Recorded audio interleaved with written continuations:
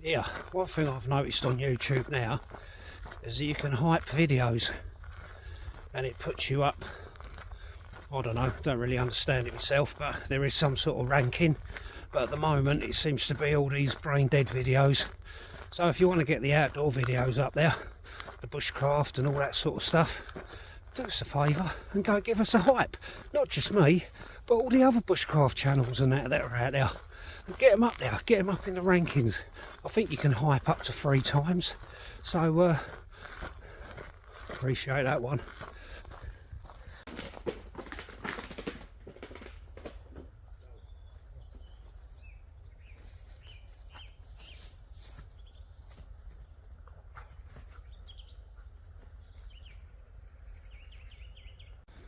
More folks as you can. This bullwinkle and rocky out again. Little big ball. Very overcast this morning and damp. But I thought I'd come out for a little while and have a chat about things and have a brew and whatever else we get up to while we're out here. So stay tuned.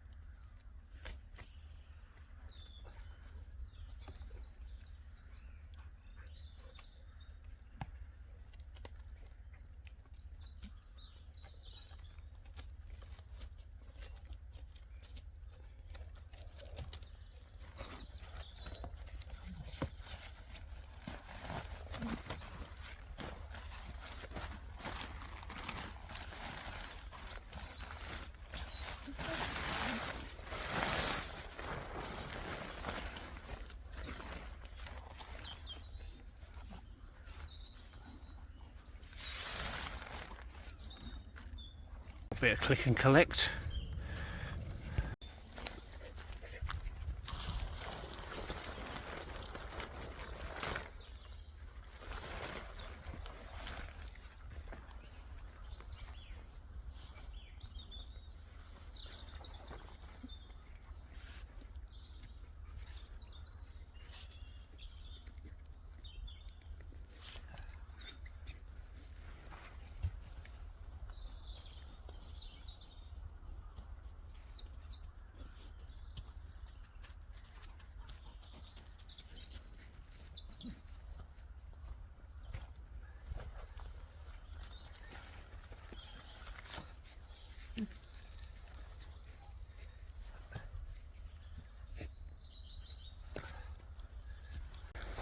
So after my our sort of no sleeping bag challenge and everything else, my poncho took a bit of a kick in, got 3 ember marks on it, one there, and then the bigger one which was sort of over there. Now I use the tenacious tape. For me personally, I think that's the best tape to use on repairing your tarps and all that sort of stuff. These holes are really tiny, but that one was quite a larger one, if you like, so I've doubled it on one either side.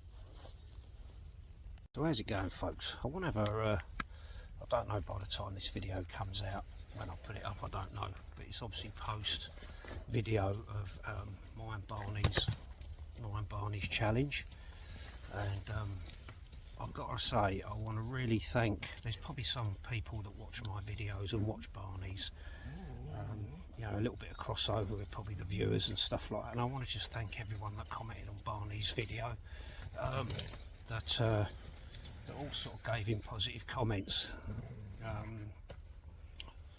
Now there was sort of, you know, maybe one comment that was a little bit armchairish, I suppose, I don't know, but which we replied to, but unless you were there, really you have no idea what was going on, apart from your own experiences when you go out camping and whatever it is you're doing yourself. Now I know from the fact that I'm not going to blow smoke up Barney's backside because he drinks tea and everything else, you know what I mean. I can't sort of like, hopefully he won't watch this, but you know, unfortunately it was in a right pickle with the smoke. You know, the wood was quite damp, as I've said in some of the comments on Barney's video, and I spoke to him privately, that the wood was quite wet, some of it in his face, even the ash, even though it was, yeah, it's great in the middle and everything else, but on the exterior you've got that bark, it's quite damp, and then maybe a couple of layers into the wood, it's damp. We couldn't split the wood down any more than we could because we only had knives, we didn't have axes. So there's one learning curve. Do you carry an axe with you or a hatchet or something so we can split that wood down a bit more? Then obviously there would have been less effort from the fire, taking more effort to sort of draw that, you know, the moisture away from the wood and everything else, causing them gases and the dripping eyes and everything else. And I can truthfully, honestly say he was in a right state. Couldn't shut his eyes. He was really struggling. And I kind of managed to get my head down, even though the smoke was coming into my tarp, or under my tarp. I keep saying a tarp, but you know, it came under my poncho. Even after Barney had packed up and gone home, I was still having issues with that smoke. And as much as you can say, yeah, it's the smoke, and it is, but it is also the moisture and the gases that come out of the woods that are making an issue as well. Okay. So he went home.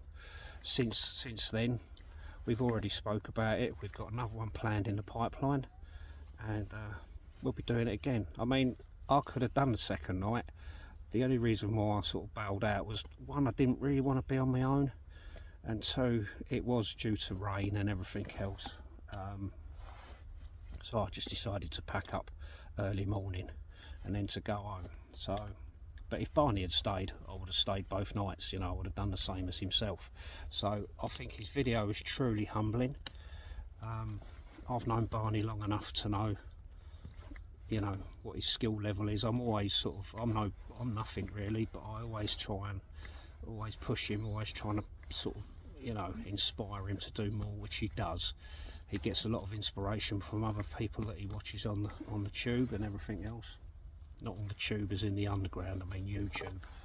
And yeah, again, I just want to thank everyone that left a good comment for him as well. I really thought it was really nice, really positive. It wasn't a failure. He's learned so much, and so have I. And you keep learning. And even though that wind that was blowing through, you thought the way we'd set up, that wind would have just blown that wind, would have blown the smoke through, but he didn't, and there it is. So I'm not going to blow smoke up his arse anymore. Haha, see that, pardon the pun. I want to sit here and have a brew myself. So I want to thank everyone on behalf of Barney. Well, he's probably thanks them anyway, but well done. Appreciate it. It's good, you know, because social media can be a bit of a battleground, can't it, with certain issues and certain things. So anyway, we'll leave it at that. Nice one. Keeps nicking my sticks. He's getting better. He's getting better, I must admit. If you're remembering back to, you know, sort of maybe this time last year when I was bringing him out. Yeah, definitely an improvement, apart from his stick on my shoulder. But no, he's alright. Right, water's boiled, and brew.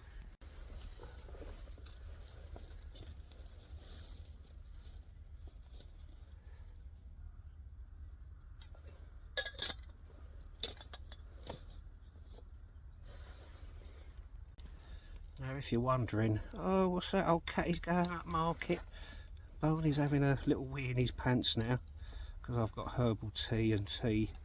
The reason why I've got herbal tea is because we've got builders in at the moment doing my back garden, and as you can imagine the garden's ripped up to pieces, and I've got two massive piles of sand in front of my shed door and I cannot get in my shed. So with that in mind, that's where I keep my Darjeeling coffee sachets. So I've had to now use ginger and whatever else them sachets are. So I'm having to resort to having a herbal tea, which they're alright actually, and I've put honey in that one as well. So I've just burnt my mouth, bloody hell, that's hot.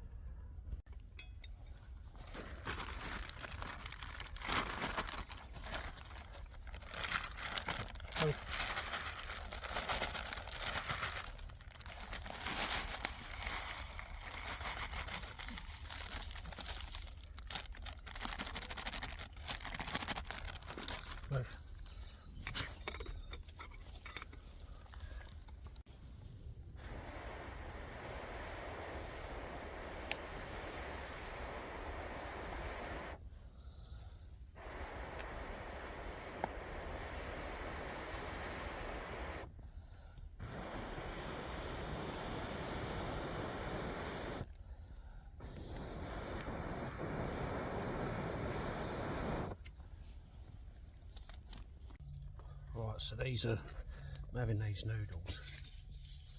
These were just dropped to the floor. I'm going to do a little quick load out. I've still got my pack loaded out from the from our recent challenge, myself and Barney. And these were the leftover food stuff, so I'm just having the noodles now, and then the loadout will follow.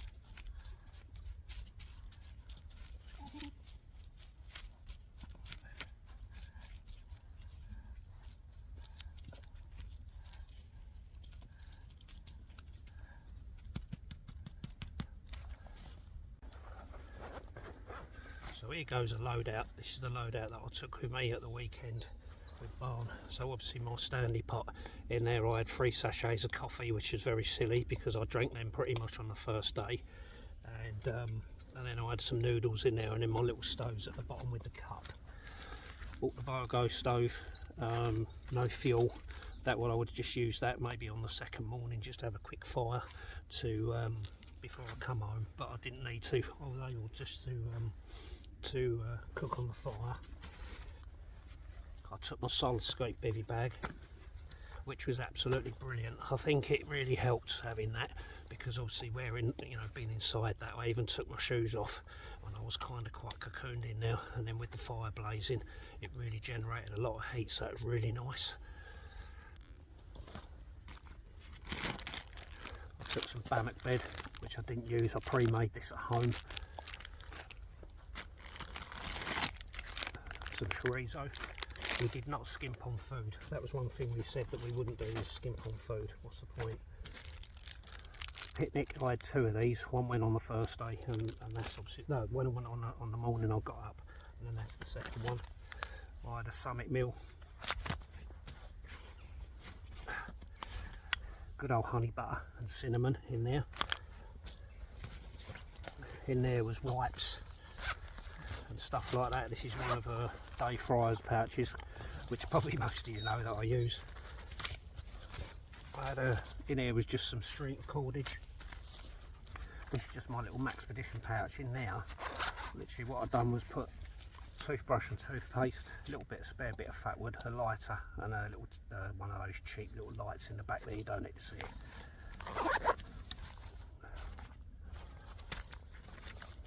charger. That was the ridge line that I made, because normally I'll set up, the poncho is obviously there behind me, set up already, and I had to make up a ridge line. I took a mat, this is just like a little bit of firmer rest, and I pretty much slept on that. I took 2 bin liners, these are smaller ones, so I use these to fill up leaf matter and to make a douse bed. If I'm honest, I probably wouldn't have needed to put that leaf matter down. I could have got away with. I went a little bit heavy with the shelter this time. Last time I built one in the last challenge that we did last year.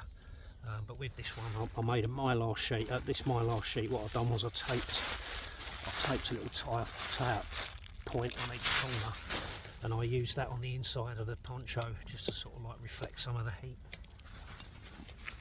And then as a ground sheet, I took this U-tool mat, and this is also the one with the silver backing. Obviously the pegs and that, but that's pegged out on the top. I bought my wind runner as an extra layer. I was wearing a gilet, my Arc'teryx top, a base layer. I didn't have a scarf. Had my hat, a spare pair of gloves. I always bring 2 pair of gloves on a situation like that because I find it works really well. These ones are like the ones that I use just for, you know, sort of doing all the chores around the site. And then when I get into bed, I've got another spare pair of gloves that I put on, and I've changed my hat and put on my little hat that covers my ears and everything else, keeps me a little bit warmer. Water wise, I took 2 bottles of water. I took this one here, one of the Swiss Army ones, and my Laplander, and then also my Grail, my titanium Grail. We was expecting rain, which we didn't get too much of, which was fortunate enough, but it was windy, and obviously the temperature did drop down on that particular trip. But I didn't need to do that. I had enough water, and then obviously when Barney left on the early morning, he left me some water, so I was okay for water during that duration.